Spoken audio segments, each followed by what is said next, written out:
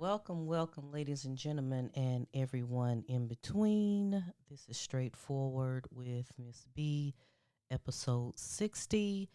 As we always do, grab your vices, relax, and let's get straight to it. Today, I definitely want to get into two hot topics that has been generating across news media and social media outlets within this past week. But first and foremost, I definitely want to thanks everyone for tuning in again to my podcast. Shout out to the new listeners who may be tuning in. I met a couple of wonderful um, ladies this weekend at a art show, and I provided them, the podcast name and stuff. So hopefully they'll be able to tune in, and if they are listening, hello, ladies. It was nice meeting you. Hopefully, we can get together soon. But yeah, so speaking of ladies, speaking of females, women in general, the two topics today um, we'll be getting into is one, we're going to start off talking about the 25-year-old Birmingham, Alabama resident, Miss Carlee Nicole Russell, and her hoax of an abduction, as well as we'll be getting into a little later into the Jess Hilarious TS Madison, um, uh, what can I call it?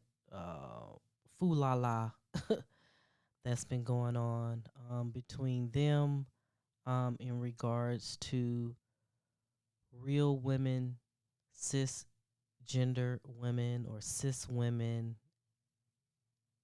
versus transgender women. We're going to talk about that a little bit. All right. So, first off, the 25-year-old Alabama woman, Miss Carlee Russell, who, like I said, sparked an entire, you know, large scale police search, as well as was able to garner national media headlines of her supposed disappearance from an Alabama highway after she contacted police claiming to see a toddler on the side of the road. However, it has come out that that was all a lie. It was all a lie. So, just to get into it, I wanted to kind of just go through the timeline of events um, to start, and then kind of give my commentary and my opinions around the situation um, once we get through this timeline. So Carlee basically started out, and we'll start from the beginning. And this is information that basically just came out. There was a second press conference conducted, and this is basically a rundown of information that has been provided about the investigation thus far. So, prior to her going missing, Carlee herself had basically started to research some things on Google. Um, During the investigation, we were able to learn that starting on July 11th, around 7:03 a.m., she searched for on Google, "Do you have to pay for an Amber Alert?" That was the search terms that she utilized. 2 days later, on July 13th at 1:03 a.m., she searched for how to take money from a register without being caught. On the 13th at 2:13 a.m., she Googled Birmingham bus station. Then at 2:35 a.m., she searched for a one-way bus ticket from Birmingham to Nashville, which will be departing on July 13th. That same day on the 13th at 12:10 p.m., she searched for the movie Taken. And if you guys are familiar with that movie, it's a very good movie. But it's I forgot who starred in it, but basically it was about a child abduction.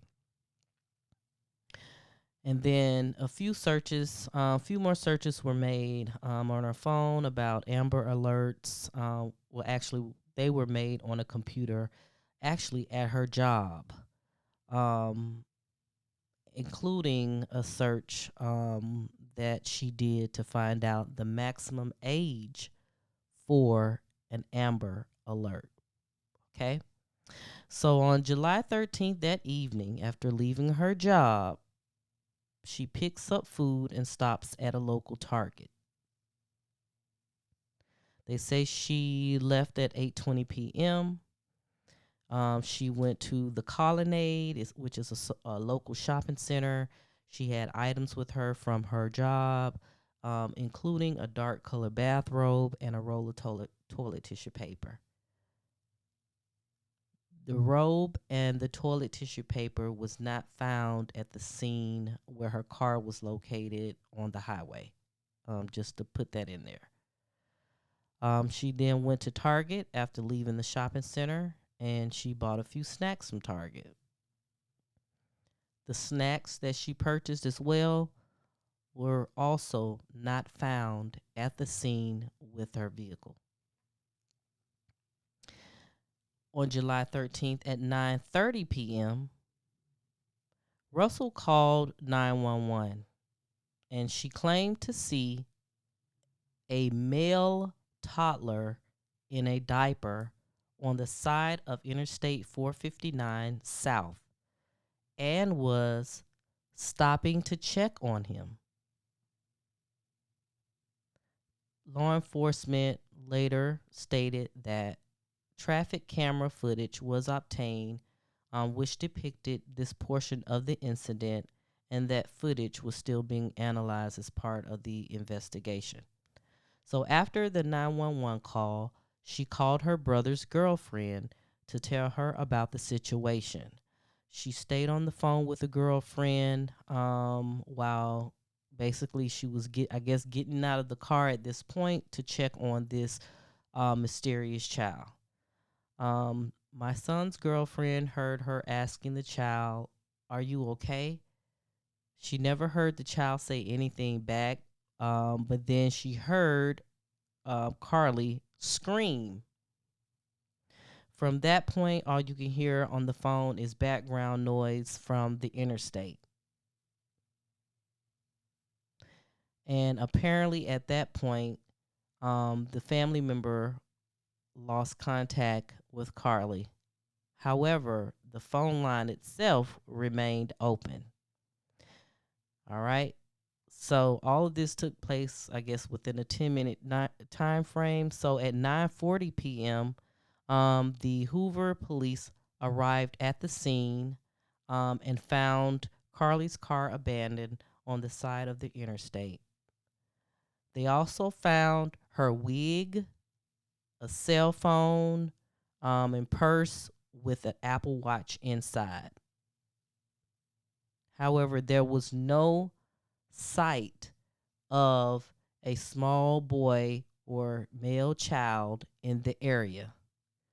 They also wanted to note that there was, although this is a busy highway, at 9:30 p.m., there were no other calls from any other citizens that was traveling in that area on the highway about a missing child. So the next 49 hours, Hoover police, they partnered with local, state, and federal authorities to search for Carlee. And within that 49-hour time frame, it was unclear of her whereabouts. On July 15th at 10:44 p.m., the Hoover police received a 911 call saying that Carlee had returned home on foot. When first responders arrived at the home, they found Carlee conscious and speaking. She was taken to an area hospital where she was evaluated and since been treated and released. Detectives obtained surveillance video from Carlee's neighborhood, which actually shows her walking down the sidewalk by herself, returning to her home. Um, Fire department radio traffic obtained, it says, by several media outlets shows that medics were dispatched to a residence on an unresponsive but breathing person. That was the term used in the initial dispatch of the Hoover Fire Department to the residence. And the information about her condition was simply a dispatcher relaying information for what a 911 caller told the emergency communicator. Okay. On July 18th, Carlee's parents, during an interview with NBC News, they urged the public not to speculate on their daughter's case. Carla has given detectives her statement so that they can continue to pursue her abductor. So at that point, either Carlee was still lying to the parents and everybody else, her family, and they didn't really know, or the parents knew she was lying and they decided to just lie on this NBC News interview. The Hoover police told USA Today that they spoke to Carlee but weren't able to, quote unquote, publicly share the details from the interview. Police said that they will follow up with Carlee again to attempt to get a better understanding of her movements during the time she was missing. Numerous evidentiary items are still being evaluated, and those items are key in the process of determining exactly what took place in the approximately 49 hours that Carlee was missing, but also what took place prior to her disappearance. Now, on July 19th, the Hoover Police Department held, I believe, their first press conference in which they had relayed some of this information. They did confirm that at this time there was no reason to believe that there was a threat to the public safety related to this particular case. Police, they played the audio call from 911, as we just talked about a few seconds ago. According to cell phone data, Carlee traveled about 600 yards in her car at the same time she was on the phone with 911. 600 yards is pretty far. So basically, it was never a child, but she was just at this point just on the highway walking up probably to the nearest exit if she could. 600 yards is pretty far. All right. When she got out of her car, she told police a man appeared out of the woods and told her he was checking on the child. Russell said the man then picked her up and she screamed. Russell said that the man, quote unquote, made her go over a fence and forced her into a car. The man had orange hair and a bald spot in the back of his head. The next thing she remembers is being in the trailer of an 18-wheeler. This is what Carlee was telling the police during her initial interview, which the police department shared during the first press conference. Carlee also told investigators that she heard both a male and female voice, as well as a baby crying. She stated that she escaped and she escaped, but then was recaptured, blindfolded, but not tied up, taken to a house, or fed crackers. Oh my God! At the house, Carlee told police she was made to take her clothes off, and she believed her captors may have taken pictures of her. Eventually, she told police she did not remember anything else until being put back in a vehicle and being able to escape. She told police she ran through the woods until she came out near her home. So the abductors just happened to be in your neighborhood, and you, child, I guess. All right. Now, a second press conference was held 2 days ago. And at this press conference, it was finally revealed that this entire story was fabricated by Carlee, and that she apologized to the community. And this was stated. This was from a statement that was made through her. Excuse me, through her attorney. All right. Police stated that, hey, this is a sad thing. There were so many people that were involved that took this thing very seriously. It is what it is. The facts, I think, last Wednesday pretty much showed that we knew it was a hoax. Wow, that's what the police stated. The police did. The police chief stated that they are in talks with the Jefferson County District Attorney's Office about possible criminal charges, on which they will announce those charges when and if they are filed. Now, mind you, that was the timeline of events. During this time, as someone who is a avid social media user, I saw where there was, now mind you, I saw where so many people, where the story started, initially bubbling up on social media. There were TikToks made by her family members as well, asking the public to help search for her, look for her if we have any information to call the authorities. I myself personally even shared a flyer on my Instagram stories. I shared a flyer as well because normally if I ever see any of these missing persons flyers that come up, I do tend to share those because I just think it's a very sad thing. We see a lot of, especially African American, Black, or just minority women in general, young women who go missing every day. We know that sex trafficking and human trafficking is a real thing here in the U.S. and across the globe. And I just be wanting to at least do something, you know what I mean? Do my part to help the situation, to see if, hey, by me sharing this flyer of this missing person, maybe it will cross the eyes of someone who may have recognized this person out in the public on the street somewhere. So I just try to do my part, you know what I mean, as a citizen. But like I said, once this disappearance was kind of made, I mean, it grew its wings on social media. Everybody was kind of sharing it. Even her boyfriend as well, he shared a couple of posts. So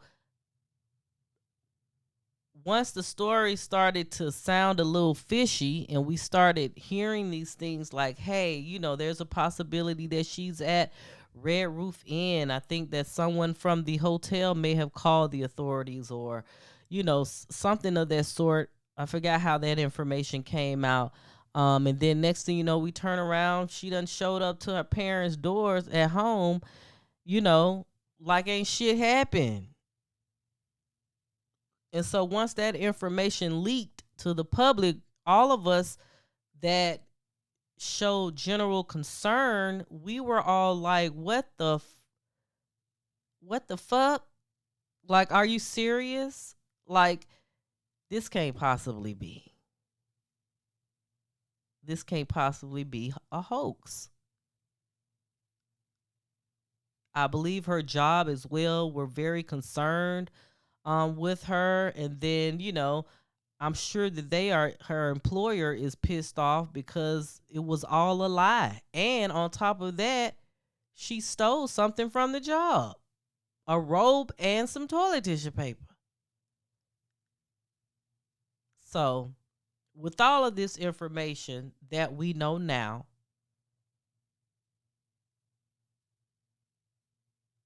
here's my feelings on it.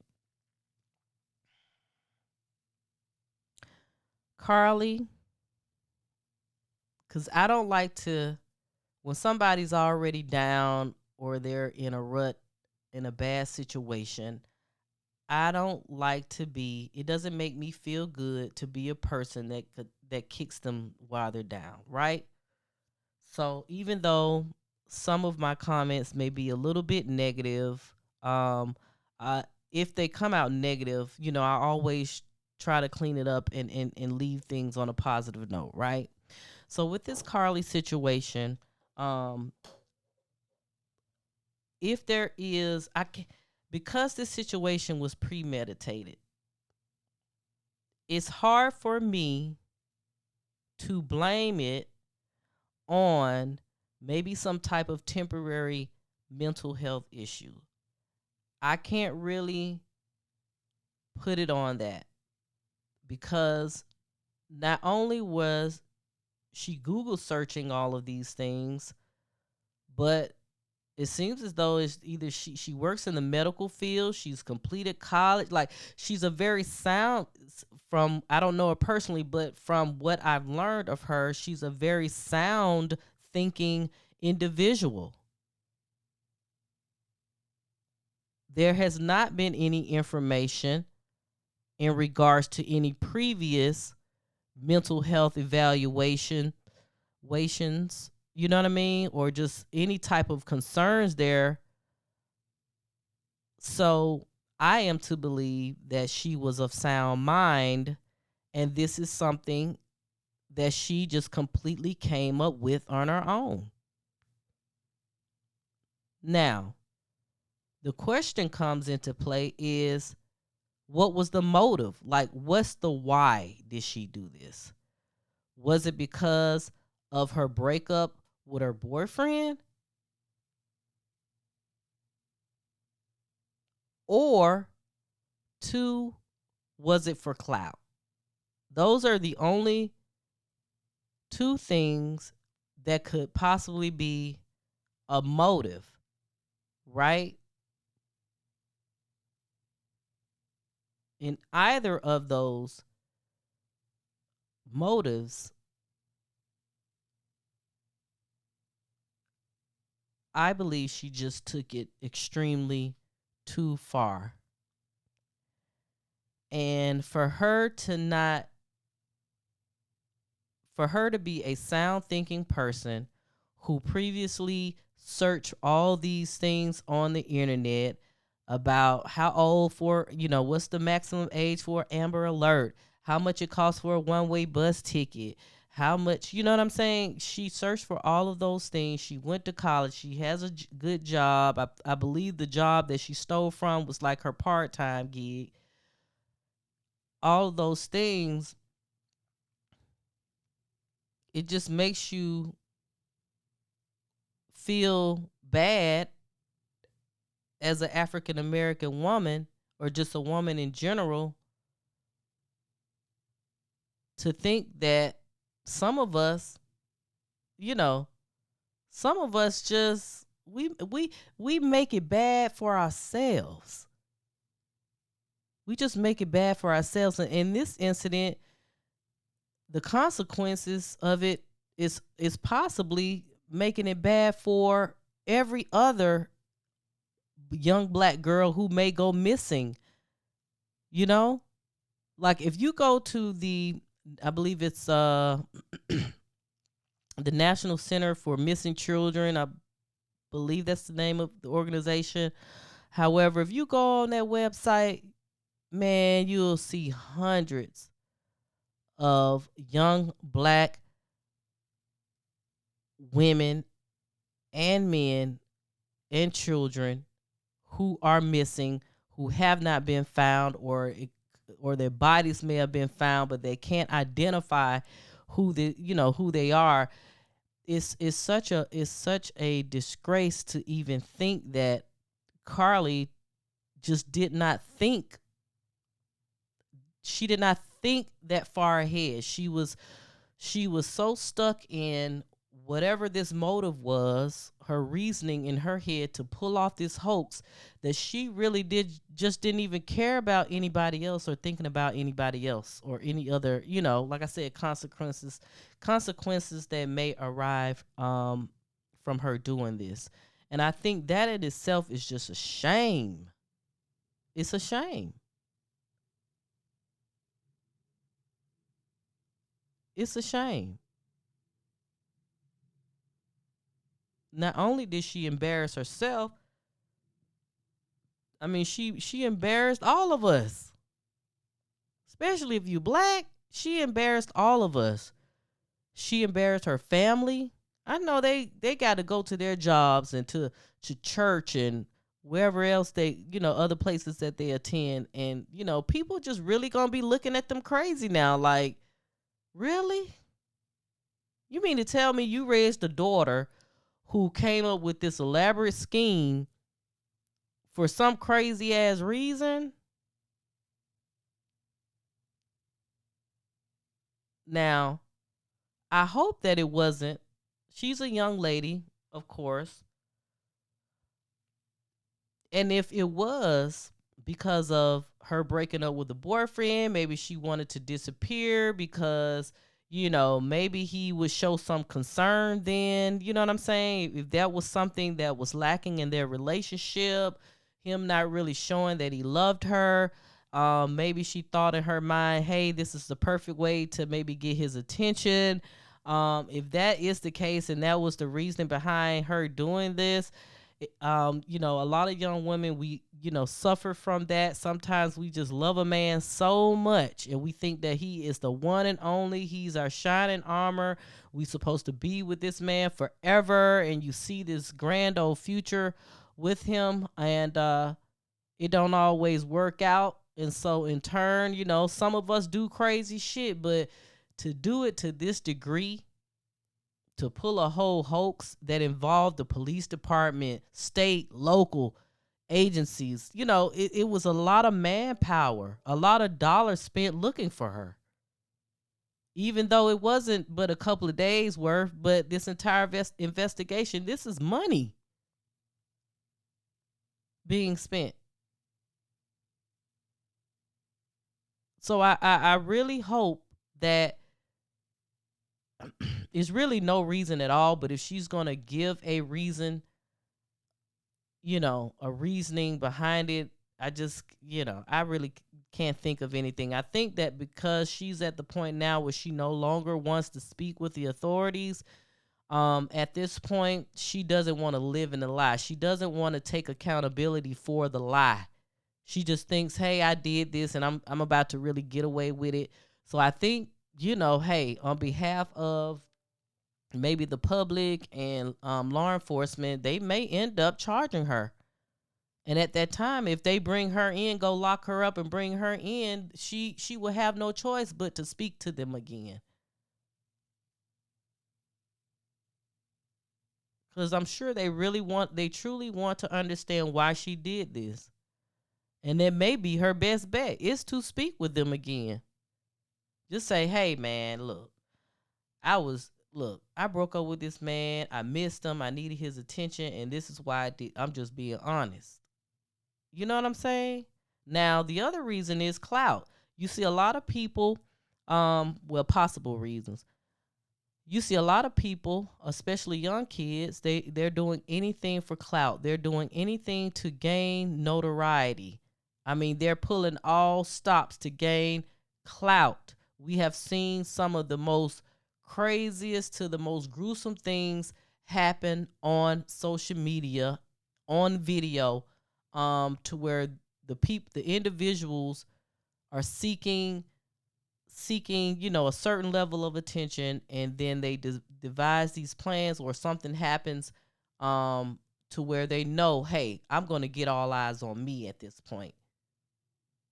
So, as a second possible motive, this could have been the reason why as well. Maybe she just wanted attention from the public. Maybe this is the way to get her name out there, the infamous Carlee Russell. But regardless of what her reasoning could be,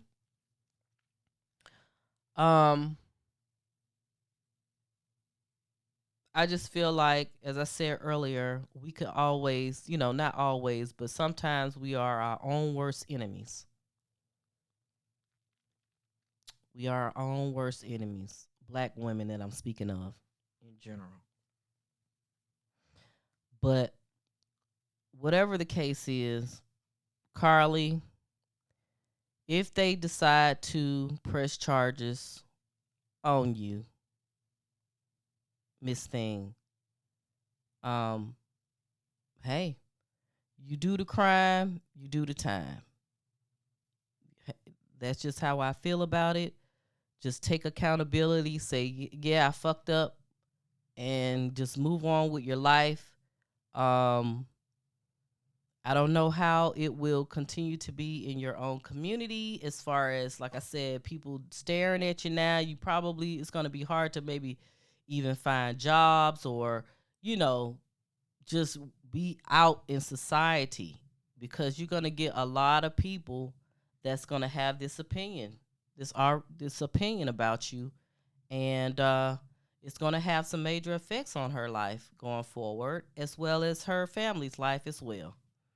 So that's that on that. And anybody else who's planning on doing some crazy shit like this, please don't do it. Don't waste people's time. Please don't waste people's time. All right. So we're 30 minutes into the podcast, and I want to touch on this other situation where, again, I feel like sometimes, you know, as black women, we are our own worst enemies. So TS Madison, Jess Hilarious, a few other people, uh, basically has been going back and forth on social media um, because of a transgender TikToker named Blessing Rose who posted posted a video that went viral. In this particular video, Blessing Rose basically stated, you don't own your periods, speaking to women, or quote unquote real women for the sake of this conversation. I'll just say real women. You don't own your periods. You don't own womanhood. You experience both, and both are different for every person. Um, but as a cis woman, it does not belong to you, so you can't gatekeep it, right? Jess Hilarious then responds with her own video, and in her video, she stated, "Who the F is going to stand up for us?" Meaning real women. She proceeded to refer to transgender women as having a delusion. She goes on to say, "What is the difference between you and someone who has been diagnosed to be mentally insane? The only difference is you don't have a straitjacket on. How are you projecting your anger on real women because we are the gatekeepers? We are the gatekeepers for periods. We the only ones that fucking bleed, honey. We the only ones that can give birth. We make y'all people. We make y'all. Y'all come from us. You can't be us. You will never. You are chasing something you will never get." And that was Jess Hilarious' statement. But what Jess didn't really comprehend to, she really didn't get the gist of what Blessing Rose's point was, right? Blessing Rose was basically pointing out that, you know, pointing out like trans men, non-binary people, and others who don't identify with quote unquote womanhood, those individuals still get periods, right? So at that point, the infamous Miss TS Madison, she is a very popular black transgender woman who's kind of garnered attention on social media from years ago. If some of you remember her calling herself the big dick bitch or something of that sort, she makes no she doesn't hesitate to let you know where she started from, where she's been. She used to be a former sex worker. She's from the Miami, Florida area, and she is truly a testament of someone, regardless of her, you know, regardless of, pronouns and being transgender, just her as a person, her life is definitely a testament of where you can come from and who you can become. Of course, if you continue to have faith, stay focused and consistent, because she basically turned her own life around and has become a reality star, an actress, and she's also a um, activist, right? So she responded to Jess Hilarious, basically. She posted on Twitter, there are so many real women that get mistaken for being transgender women, and that's where a lot of the anger comes from. I do hope that they take a good look at how transphobia affects all women. All right, so it's basically what TS Madison was saying, that hey, there's real women who are being confused as being trans when they're not, and that some women, um part of their anger with the transgender community may stem from that, from being, maybe seen as being transgender, or, consider their looks. She also posted, a video on Instagram, basically, of the time that Jess Hilarious kind of, released her own tea. She spoke with one of a podcast before. I forgot the name of the podcast, but months ago, Jess Hilarious did claim that, someone had hit her up in the DMs and offered to fly her out, who the guy had basically mistaken her for a transgender woman. So posted that on her social media page, right? And she also stated this as well. She said, "Let me make one thing clear. I have stood up for and fought tooth and nail for black women. I have put a lot of black women on, used my platform to uplift black women, as well as let it be known that I am not a female, but I am a black trans woman. So I'm addressing this as such, and let me put an ad on it. Jess Hilarious Official. I have never disrespected you nor came at you publicly when you said sideways shit I inboxed you. Your mouth don't put no fear in my heart, cause you not the only bitch that can put a reed on the floor. So if it's up, then it's up. But as a grown individual, I don't want to go that route, cause that's not gonna solve none. Excuse that? Excuse me. That's not gonna solve nothing.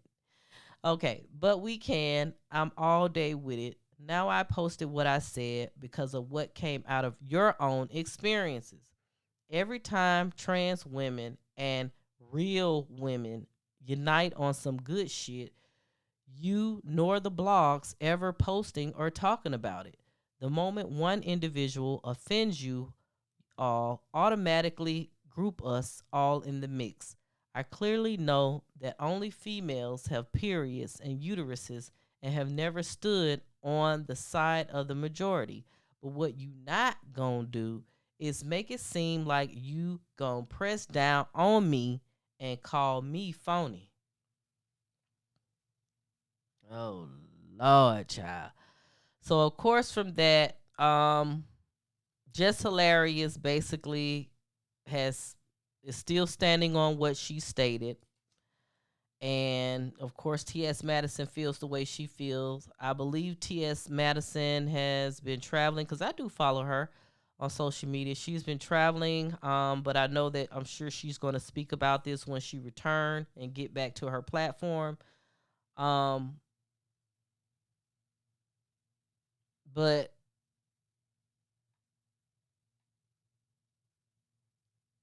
it's just crazy that I'll just wrap it up and say this.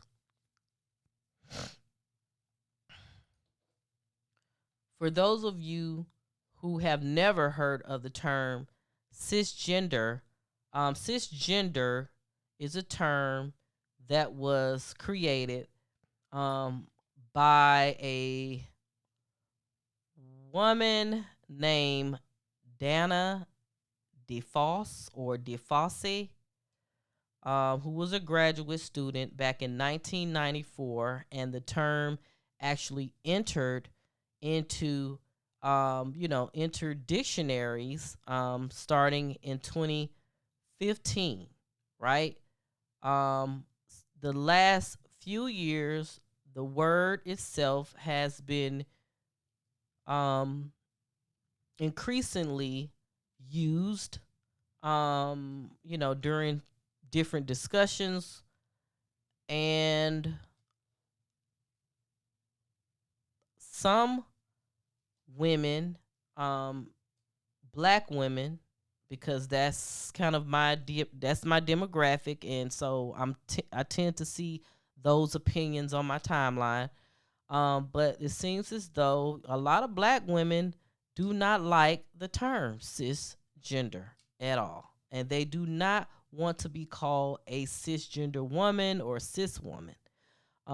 So basically, just the definition: cisgender is a term used to describe a person whose gender identity corresponds to their sex.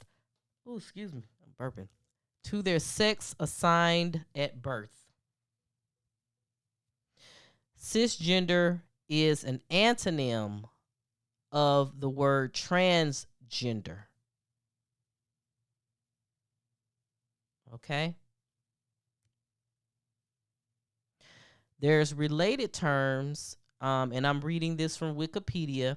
There's related concepts such as cis normativity, which is the presumption that cisgender identity is preferred or normal, and the term cis sexism, which is bias or prejudice favoring cisgender people. Okay.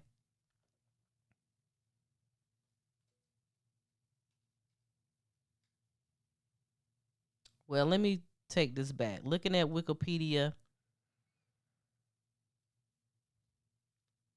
the word wasn't created by this Dana DeFosse person.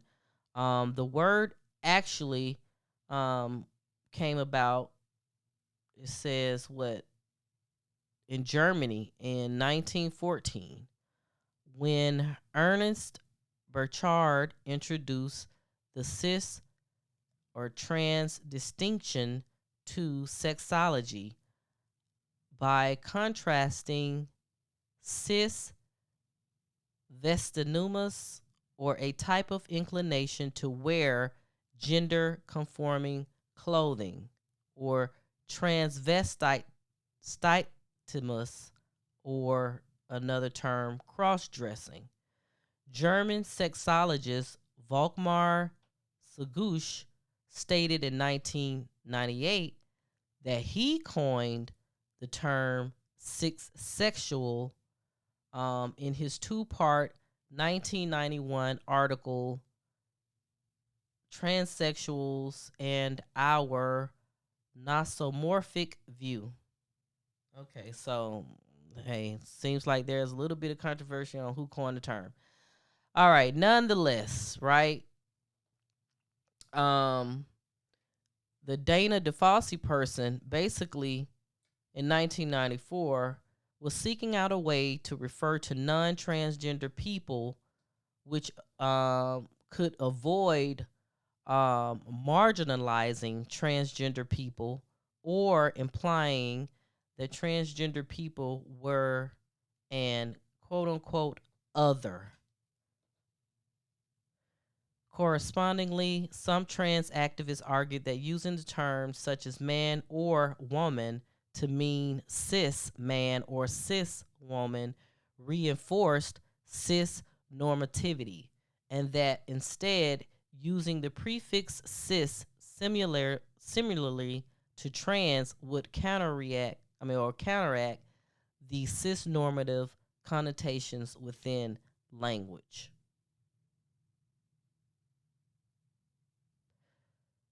So the medical community, when it comes to like academics and things of that sort, the word started appearing in those textbooks, like I said, during the 90s, but more prevalent around, I believe, the early 2000s.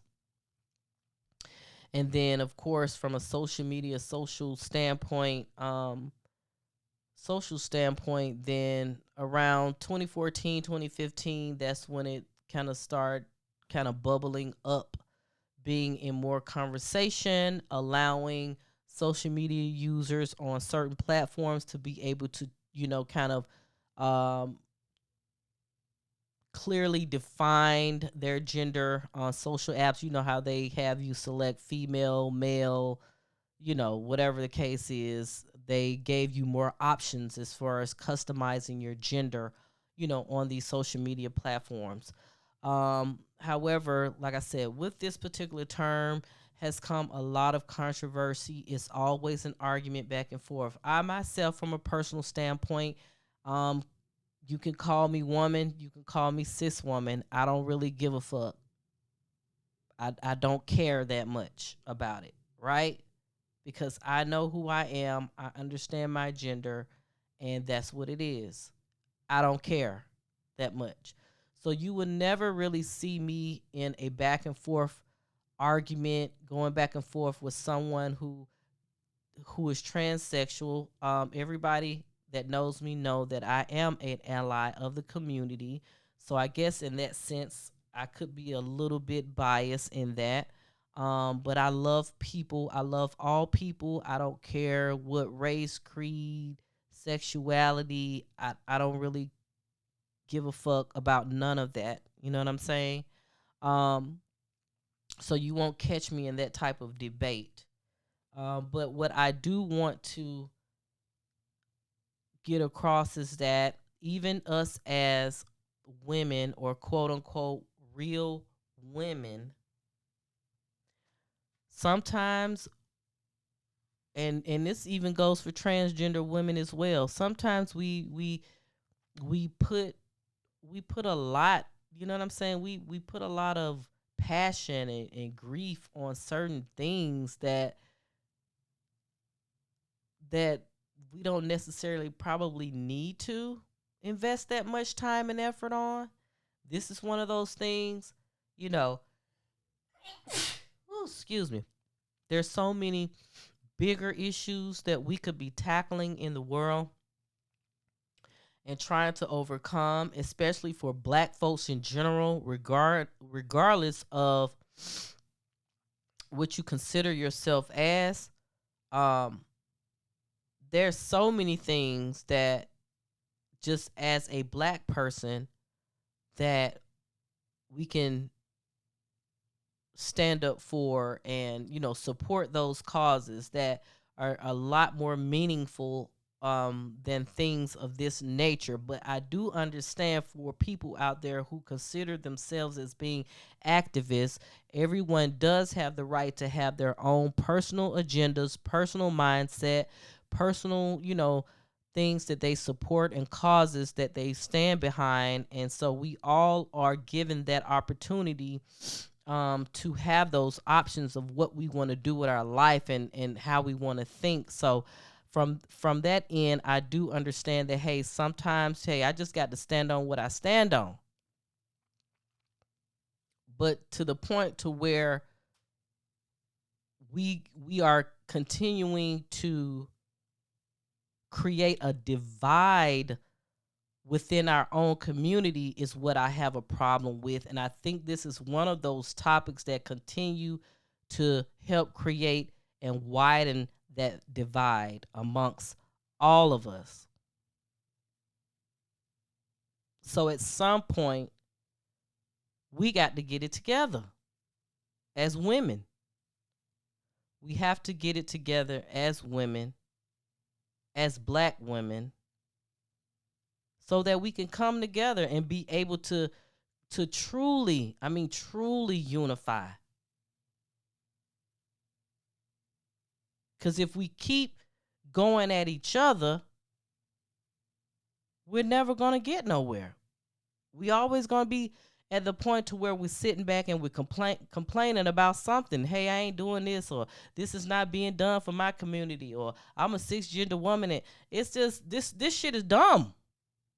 So hopefully TS Madison, Jess Hilarious, others within the LGBTQIA community can sit down and really have a discussion, as well as not even with the women, with the men as well. The men need to all sit down, heterosexual men, cis men, along with, maybe trans men, and, sit down with those gay men.